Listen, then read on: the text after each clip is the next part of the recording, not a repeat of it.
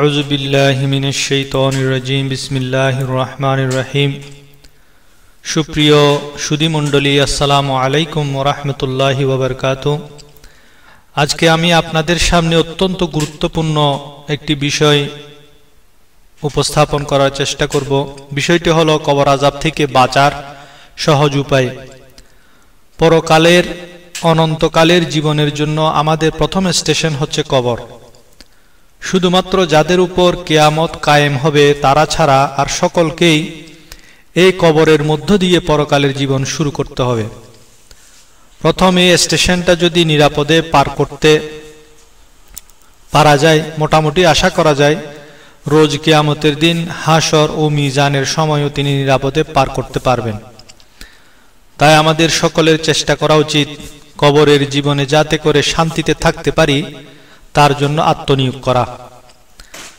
কবরের জীবনের ফিতনা, প্রতিটি আদম সন্তান, সে কাফের হোক, ঈমানদার বা মুনাফিক হোক, সকলকে কবরের তিনটি প্রশ্নের মুখোমুখি হতে হবে। মান রব্বুকা, তোমার রবকে, ওয়ামা দীনুকা, তোমার ধর্ম বা জীবন ব্যবস্থা কি, এবং রাসূলুল্লাহ সাল্লাল্লাহু আলাইহি ওয়াসাল্লামের ব্যাপারে প্রশ্ন করা হবে এই ব্যক্তিটিকে। একে কবরের ফিতনা বলা হয়। শুধুমাত্র আল্লাহর প্রতি সঠিক ঈমান রেখে এবং কোরআন ও সুন্নাহ অনুযায়ী নেক আমল করে নামাজ, রোজা, হজ, যাকাত যথাযথভাবে পালন করে দুনিয়াতে আল্লাহকে ভয় করে যারা আল্লাহর অনুগত থাকবেন, শুধুমাত্র তারাই এই প্রশ্নগুলোর উত্তর দিতে পারবেন, চাই সে আরবি জানুক আর না জানুক। এই প্রশ্নের উত্তর দিতে পারলে সেখানে তারা কিয়ামত পর্যন্ত সুখের ঘুমানো, জান্নাতের বিছানা ইত্যাদি নিয়ামতের মাঝে থাকবে। আর কাফের, মুশরিক, মুনাফিক বা নামকাওয়াস্তে মুসলমান, বেনামাজি, হালাল হারাম সম্পর্কে বেপরোয়া, ফাসেক, পাপাচারী, পাপিষ্ট, এরা দুনিয়ার জীবনে যতই নিজেকে মুসলমান দাবি করুক না কেন, তারা এই প্রশ্নগুলোর উত্তর কশমিন কালেও দিতে পারবে না। তারা হায় আফসোস, হা হা লা আদরি, হা হা লা আদরি, এভাবে আফসোস করবে, আমি জানি না, আমি জানি না বলে আহাজারি করবে এবং কঠিন শাস্তি ভোগ করতে থাকবে। এবার আসুন কবরের আযাব কি সে সম্পর্কে আমরা জেনে নিই। দুনিয়ার জীবনে পাপাচারে লিপ্ত ব্যক্তিদের যারা তওবা করবে না, আল্লাহর রহমত অর্জন করতে ব্যর্থ হবে, তাদের জাহান্নামের শাস্তি কবরের জীবনে শুরু হয়ে যাবে। এই শাস্তি চলবে কিয়ামত পর্যন্ত। আর জাহান্নামের শাস্তি তো আরো কঠিন ও দীর্ঘস্থায়ী। এই জন্য রাসূল পাক সাল্লাল্লাহু আলাইহি ওয়া আলিহি ওয়া সাল্লাম আমাদেরকে বারবার কবরের আযাব থেকে বাঁচার জন্য আল্লাহর কাছে আশ্রয় চাওয়ার জন্য উপদেশ দিয়েছেন। তিনি নিজেও নামাজের ভেতরে ও বাইরে কবরের আযাব থেকে আল্লাহর কাছে আশ্রয় চাইতেন। কবরের আযাবের ভয়াবহতা চিন্তা করে সৈয়দনা উসমান ইবনে আফফান রাদিয়াল্লাহু তাআলা আনহু কবরের কথা স্মরণ করলে কান্নায় ভেঙে পড়তেন, এমনকি তার কাপড় ভিজে যেত চোখের পানিতে। কবরের শাস্তি হিসেবে যা থাকবে তার উদাহরণ হলো কাজ্জাব বা বড় মিথ্যাবাদী ও মিথ্যা কথা প্রচারকারীর শাস্তি। কাজ্জাবকে দাঁড়ানো অবস্থায় এক পাশের চোয়াল এমনভাবে আকড়া দিয়ে বিদ্ধ করা হবে যে সেটা তার চোয়াল বিদীর্ণ করে মস্তকের পশ্চাৎ ভাগ পর্যন্ত পৌঁছে যাবে। তারপর অপর চোয়ালটিকেও এমনভাবে বিদীর্ণ করা হবে। এইভাবে তাদেরকে কিয়ামত পর্যন্ত শাস্তি দেওয়া হবে। 2 নম্বর হলো কোরআন শিখে সে অনুযায়ী আমল না করা এবং বেনামাজির শাস্তি। কবরে কোরআনকে অবহেলাকারী ও বেনামাজিকে মাটিতে ফেলে তার মাথার কাছে একজন আযাবের ফেরেশতা দাঁড়িয়ে পাথর দিয়ে আঘাত করে তার মাথা চূর্ণ বিচূর্ণ করে দিবে। নিক্ষিপ্ত পাথর দূরে গড়িয়ে যাওয়ার ফলে তা তুলে নিয়ে শায়িত ব্যক্তির কাছে ফিরে আসার আগেই ভেঙে যাওয়া মাথা আগের মতো আবার জোড়া লেগে যাবে। ওই ফেরেশতা পুনরায় তার মাথার উপর পাথর নিক্ষেপ করবে। এভাবে তাদেরকে কিয়ামত পর্যন্ত শাস্তি দেওয়া হবে। 3 নম্বর হলো জেনাকারী নারী পুরুষের অবৈধ যৌন সম্পর্কের শাস্তি। চুলার নে বড় একটা গর্ত থাকবে, যেন সেটা বিশাল একটা কড়াই। গর্তের উপরিভাগ হচ্ছে সরু ও নিচের অংশ চওড়া, এবং এর নিচ থেকে আগুন জ্বলতে থাকবে। এর ভেতরে জেনাকারী নারী ও পুরুষদেরকে উলঙ্গ করে আগুনে পুড়িয়ে শাস্তি দেওয়া হবে। আগুন গর্তের একেবারে মুখের কাছে চলে আসলে জেনাকারীরা আগুনের তাপ সহ্য করতে না পেরে উপরে চলে আসবে, যেন গর্ত থেকে পালিয়ে যেতে পারে। ফেরেশতারা তাদেরকে আবার আগুনের গর্তে ফেরত পাঠাবেন। আগুনের তাপ একটু কমে আসলে তারা আবার গর্তের নিচে ফিরে যাবে। এইভাবে তাদেরকে কিয়ামত পর্যন্ত ওই আগুনের গর্তের মধ্যে শাস্তি দেওয়া হবে। ঘরে স্বামী স্ত্রী রেখে অন্য কারো সাথে জেনা করার শাস্তি। নবী করিম সাল্লাল্লাহু আলাইহি ওয়াসাল্লাম মেরাজের রাত্রিতে একদল লোকের কাছে উপস্থিত হয়ে দেখতে পেলেন তাদের সামনে একটি পাত্রে গোশত রান্না করে রাখা হয়েছে, ও দূরে অন্য একটি পাত্রে রয়েছে পচা দুর্গন্ধযুক্ত কাঁচা গোশত। লোকদেরকে রান্না করে রাখা গোশত থেকে বিরত রেখে পচা ও দুর্গন্ধযুক্ত কাঁচা গোশত খেতে দেওয়া হবে, বাধ্য করা হচ্ছে।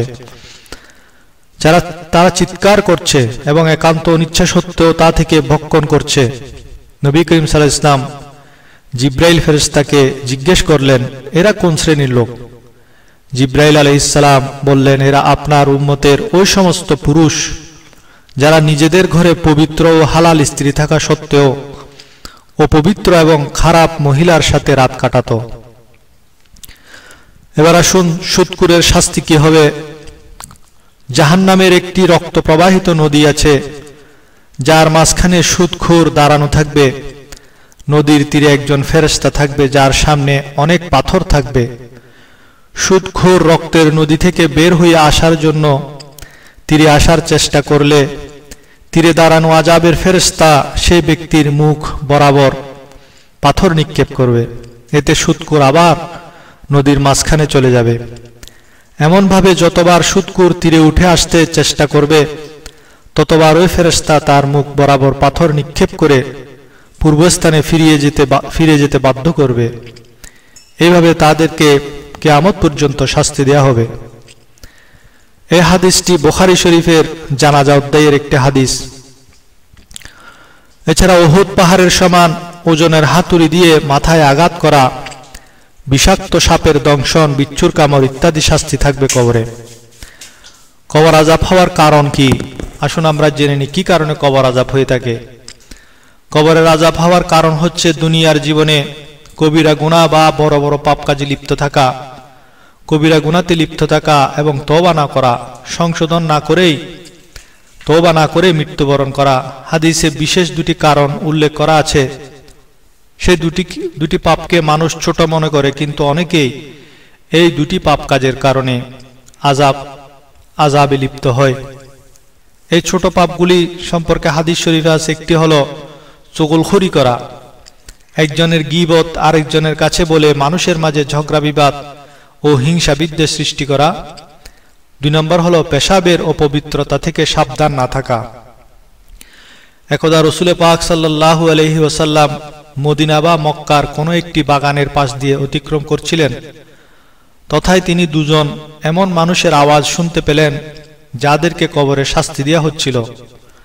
রাসূল পাক সাল্লাল্লাহু আলাইহি ওয়াসাল্লাম বললেন, তাদেরকে আযাব দেওয়া হচ্ছে, অথচ বড় কোনো অপরাধের কারণে আযাব দেওয়া হচ্ছে না। অতঃপর তিনি বললেন, তাদের একজন পেশাব করার সময় আড়াল করত না, আর দ্বিতীয় ব্যক্তি একজনের কথা অন্যজনের কাছে লাগাতো।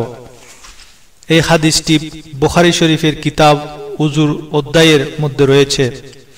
হযরত কাতাদা রাদিয়াল্লাহু তাআলা আনহু বলেন, আমাদেরকে বলা হয়েছে কবরের আযাবের 1/3 হবে গীবতের কারণে, 1/3 হবে পেশাব থেকে সাবধান না থাকার কারণে, এবং 1/3 হবে চুগলখড়ির কারণে। যেহেতু গীবতকারী ও চুগলখোর মিথ্যা কথাও বলে থাকে, তাই সে মিথ্যাবাদীর শাস্তিও ভোগ করবে। এবার আসুন আসল বিষয়, এই ভয়ঙ্কর কবর আযাব থেকে আমরা কিভাবে মুক্তি পাব, কিভাবে এই কবর আযাব থেকে আমরা বাঁচতে পারবো, তার সহজ কিছু কোরআন হাদিস ভিত্তিক আমল আপনাদের সামনে আমি উপস্থাপন করব। কবরের আযাব থেকে আল্লাহর কাছে আশ্রয় চাওয়া ও দোয়া করা। কবরের আযাব থেকে বাঁচার জন্য আল্লাহর কাছে নিয়মিত দোয়া করতে হবে। বিশেষ করে দোয়া মাসুরাতে বেশি বেশি দোয়া করতে হবে। এই দোয়া মাসুরা পড়তে হবে হাদিসে বর্ণিত যেগুলি দোয়া রাসূলুল্লাহ সাল্লাল্লাহু আলাইহি ওয়াসাল্লাম করতেন, সেই সমস্ত দোয়া নামাজের মধ্যে পড়তে হবে। কারণ সালাম ফিরানোর আগে যে দোয়া করা হয় সেই দোয়া কবুল হয়। রাসূলুল্লাহ সাল্লাল্লাহু আলাইহি ওয়াসাল্লাম এই সমস্ত দোয়া নামাজের মধ্যে পড়তেন। চারটি জিনিস থেকে আশ্রয় চাওয়ার জন্য গুরুত্বপূর্ণ দোয়া মাসুরা আছে। একটা হলো কবরের আযাব, জাহান্নামের আযাব, দুনিয়ার ফিতনা ও মৃত্যুর সময়ের ফিতনা ও দাজ্জালের ফিতনা থেকে নিরাপদ থাকার জন্য দোয়া মাসুরা। পেয়ারা নবী করিম সাল্লাল্লাহু আলাইহি ওয়াসাল্লাম এগুলো থেকে বাঁচার জন্য ফরজ, নফল ও সুন্নত যে কোনো সালাতে তাশাহুদ ও দরুদের পরে সালাম ফিরানোর আগে এই দোয়া পড়তে বলেছেন। আল্লাহুম্মা ইন্নী আউযু বিকা মিন আযাবিল কবর ওয়া মিন আযাবি জাহান্নাম ওয়া মিন ফিতনাতিল মাহইয়াই ওয়াল মামাত ওয়া মিন শাররি ফিতনাতিল মাসীহিদ দাজ্জাল। অর্থাৎ, হে আল্লাহ, তুমি আমাকে কবরের আযাব থেকে রক্ষা করো, আমাকে জাহান্নামের আযাব এবং দুনিয়ার ফিতনা ও মৃত্যুর ফিতনা এবং দাজ্জালের ফিতনা থেকে রক্ষা করো। এটি বুখারী শরীফ এবং মুসলিম শরীফ উভয় সহিহাইনের মধ্যে এই হাদিসটি রয়েছে এবং রাসূল পাক সাল্লাল্লাহু আলাইহি ওয়াসাল্লাম দোয়া মাসুরা হিসেবে এই দোয়াটি পড়তে জোর দিয়েছেন। কবিরা গুনাহ যেগুলো বড় বড় পাপ কাজ, সেগুলো যে কারণে কোরআন ও সহিহ হাদিসে কঠিন শাস্তির ভয় দেখানো হয়েছে সেগুলো বর্জন করা এবং আল্লাহর বেঁধে দেওয়া ফরজ ও ওয়াজিব হুকুম পালনে যত্নবান হওয়া কবর আযাব থেকে বাঁচার আরেকটি উপায়। কবর আযাব থেকে তৃতীয় উপায় হলো প্রতিদিন সূরা মুলুক তেলাওয়াত করলে আশা করা যায় আল্লাহর রহমতে কবরের আযাব ও কিয়ামতের দিন শাস্তি থেকে নিরাপদ থাকা যাবে। হযরত আব্দুল্লাহ ইবনে মাসউদ রাদিয়াল্লাহু তাআলা আনহু বলেছেন, যে ব্যক্তি প্রতিদিন রাতের বেলা তাবারাকাল্লাযী বিয়াদিহিল মুলক অর্থাৎ সূরা মুলক তেলাওয়াত করবে, আল্লাহ তাকে কবরের আযাব থেকে রক্ষা করবেন। রাসূলুল্লাহ সাল্লাল্লাহু আলাইহি ওয়াসাল্লামের জামানায় এই সূরাটিকে আমরা আল মাআনিয়াহ বা সুরক্ষাকারী বলতাম। যে রাতের বেলায় সূরাটি পড়বে সে খুব ভালো একটা কাজ করলো। এই হাদিসটি সুনানে আন-নাসাইর হাদিস। এই সূরা প্রত্যেকদিন রাতের বেলা তেলাওয়াত করলে কিয়ামতের দিন শাফাআত করে জান্নাতে নিয়ে যাবে ইনশাআল্লাহ। রাসূল পাক সাল্লাল্লাহু আলাইহি সাল্লাম বলেছেন, কোরআনে এমন একটা সূরা আছে যার মধ্যে 30টা আয়াত রয়েছে যেটা একজন ব্যক্তির জন্য সুপারিশ করবে এবং তাকে ক্ষমা করে দেয়া হবে। আর সেটা হলো তাবারাকাল্লাযী বিয়াদিহিল মুলক অর্থাৎ সূরা মুলক। এই হাদিসটি সুনানে তিরমিজি, সুনানে আবু দাউদ এবং মুসনাদে আহমদ ইবনে মাজার মধ্যে রয়েছে। অতএব আসুন আমরা কবর আযাব থেকে বাঁচার জন্য কবিরা গুনাহ থেকে বেঁচে থাকার চেষ্টা করি এবং সব সময় আল্লাহর কাছে দোয়া করি এবং প্রতিদিন রাতে সূরা তাবারাকাল্লাযী সূরা মুলক তেলাওয়াত করার চেষ্টা করি। আশা করা যায় আল্লাহ রাব্বুল আলামিন আমাদেরকে ভয়াবহ কবর আযাব থেকে মুক্তি দান করবেন। আসসালামু আলাইকুম ওয়া রাহমাতুল্লাহি ওয়া বারাকাতুহু।